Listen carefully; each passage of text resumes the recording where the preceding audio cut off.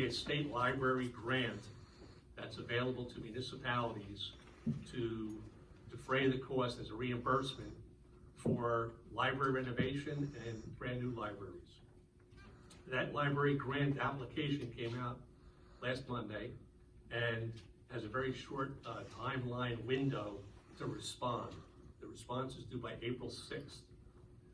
Within that timeline, any grant applicants need to have a detailed narrative, detailed building plans, include multi-purpose space to incorporate activities beyond just library activities, have financing in place, and illustrate a comparison of what we have today currently with our existing library facility and how that changes with the new facility and how it impacts our community for the betterment of our community overall.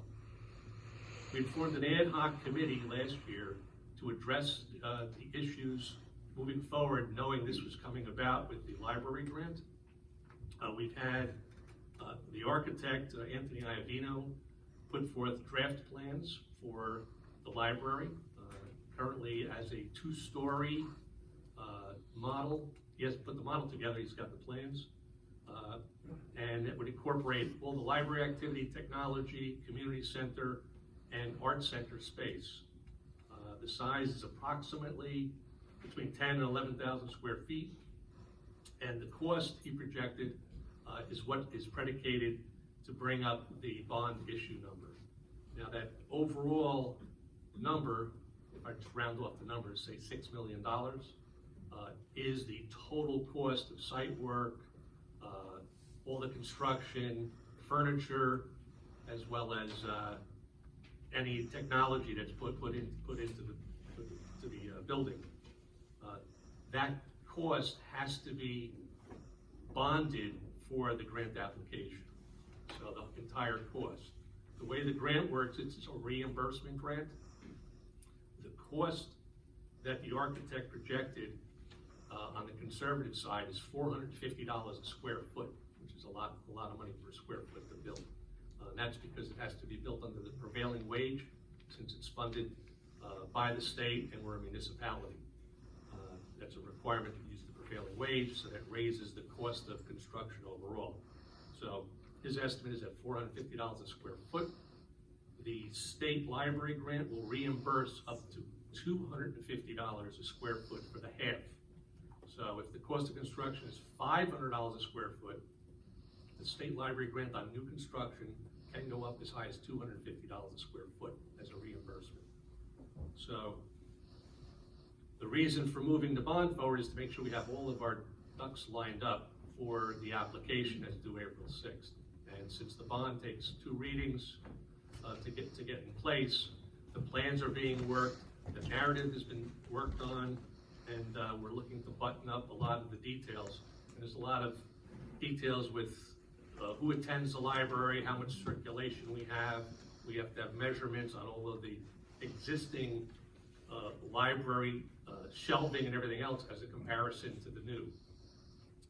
So all that work has to be done. We have the ad hoc working on that as well as others, and then professionals like our architect.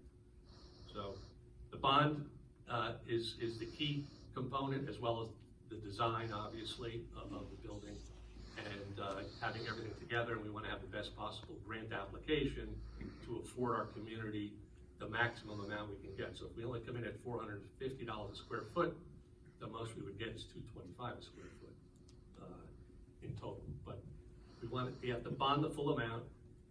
The grant is a reimbursement that would come in, and then the existing library and art center would be used for redevelopment in the town. So that likelihood is they would be sold for redevelopment, and then we would have that also to reimburse for the bond.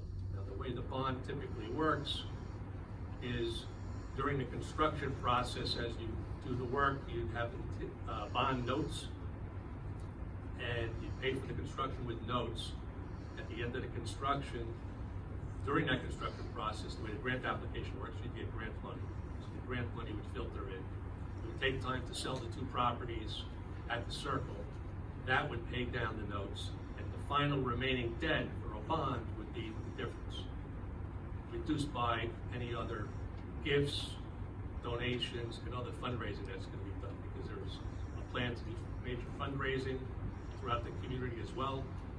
We have our library group working on fundraising, as well as our art center group working on targeting fundraising. So just to give it a general smattering of that, to understand what the bond is for, we are going to have 2 sessions as town halls, and bring in our professionals to go through the actual cost of what it would be for a homeowner at the end of the day for the net bond, and we'll show what it is at the gross amount. So we'll have, if you didn't get the grant, and if you didn't sell off the properties, what is the cost of this particular project to the typical homeowner? And in other scenarios, you get the grant, what is the cost? You get the grant, you sell the 2 properties, what's the amount? And if you raise funds through donations and gifts, at the end of the day, what's left over, and how does that affect each homeowner? So we're gonna have 2 sessions to do that. And this way it'll afford everybody an opportunity to ask those questions. We'll have the professionals here, and we're gonna have these professionals to work the actual number, to take the Watchung debt or finances, the current interest rates, and work that through so that everybody will know what that exact number is and how it affects them. Whether we get the grant, we don't get the grant, we sell the properties, we don't sell the properties. So I just wanted to give a background on that as to why the bond ordinance is on as of today, because we want to move this forward so we meet that deadline for April 6th, because it's a significant number. It's basically a $2.5 million number, which is significant to reimburse the cost. I'll now move into the standing committee reports.